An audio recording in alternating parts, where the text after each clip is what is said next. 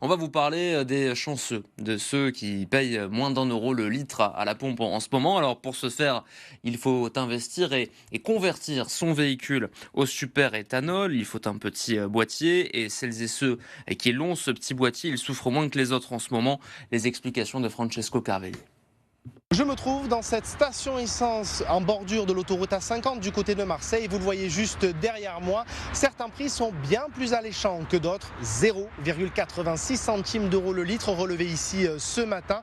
Bien moins cher que le diesel ou l'essence. On parle bien évidemment du super éthanol dont le carburant est composé à partir de maïs, de blé, de betterave ou encore d'huile usagée. En résumé, d'un côté on a 85% d'éthanol, de l'autre 15% de samplon classique dont le prix est beaucoup moins taxé à la pompe pour le plus grand bonheur des automobilistes provençaux.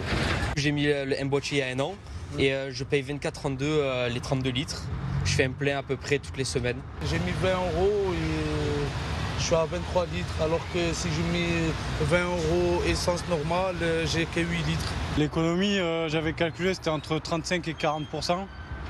Parce que bon, certes, ça coûte 2 fois moins cher, mais on consomme un petit peu plus.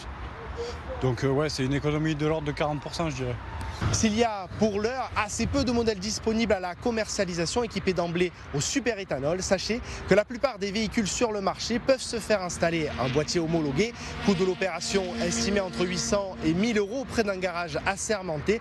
Reste que l'on constate une hausse de la consommation à l'usage de l'ordre de 15 à 20% avec ce carburant. Pour rappel, on comptabilise 14 000 conducteurs dans le département des Bouches-du-Rhône équipés avec un tel dispositif.